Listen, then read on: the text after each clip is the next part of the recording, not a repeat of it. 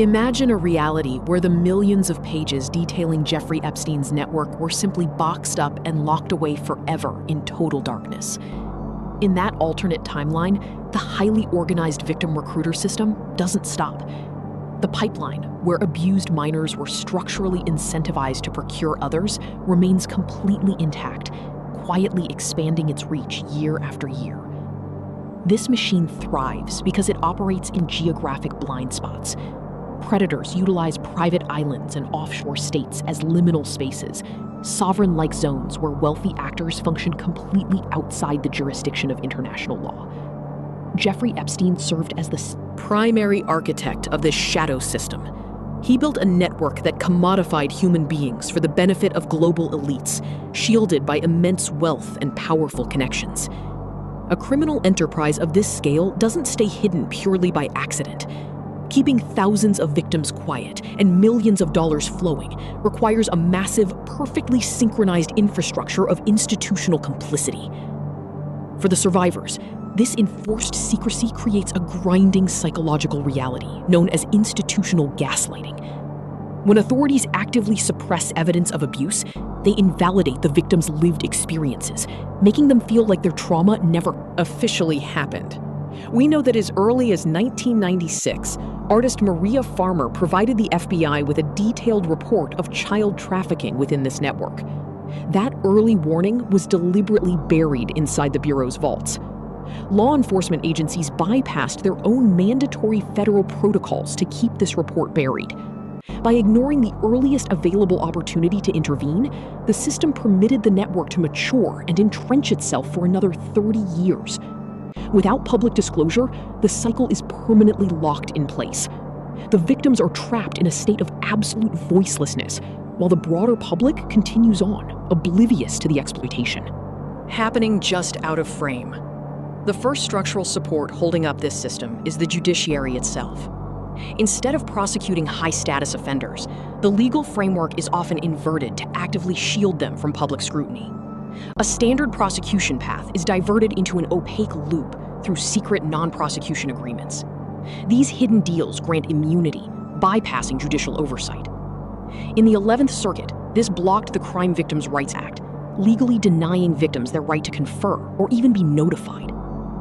If the internal documents exposing these maneuvers had never leaked, there would be zero political momentum to fix the law. The public outrage generated by the evidence is the only thing that forces legislators to close the loopholes. We see this inertia when accountability measures fail.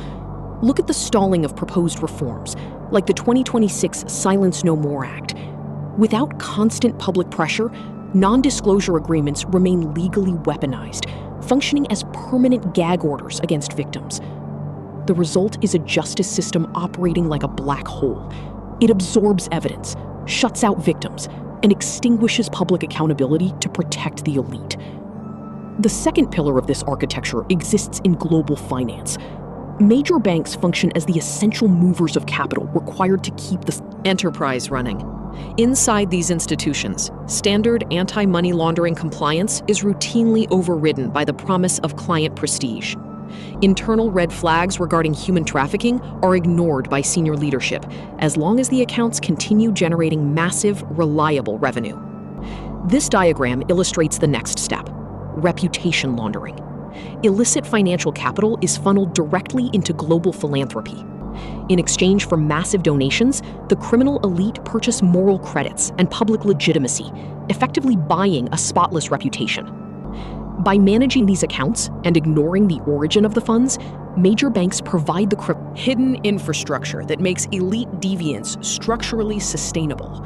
The final load-bearing wall extends far beyond domestic law enforcement and banking, reaching straight into the intelligence community. When vast archives of compromising material are gathered and never released, they function as a liquid, untraceable currency for international spy agencies. Intelligence services can use that hidden leverage to exert quiet pressure on global leaders.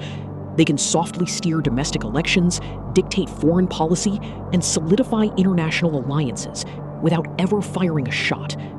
Top-tier political figures naturally become entangled in this web of coercion.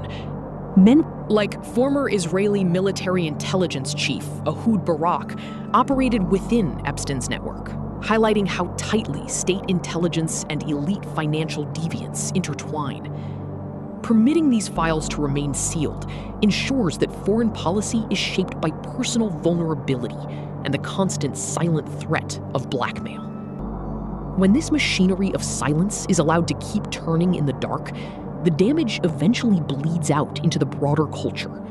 It breeds a pervasive culture of impunity. Even if ordinary citizens never see the specific files or secret agreements, they intuitively sense that they are living under a two-tier justice system, where the wealthy play by a completely different set of rules. This creates a broken covenant between the government and the governed. Public trust in democratic institutions collapses as the perception of systemic corruption becomes impossible to ignore. We can project exactly where that leads. A population ruled by untouchable elites inevitably descends into mass cynicism, severe social instability, and extreme political radicalization. Tearing open the Epstein files, no matter how incomplete the initial releases were, provided a necessary violent shock to the system. It was the only way to disable the invisible architecture of impunity before its totalizing effects could reach the point of no return.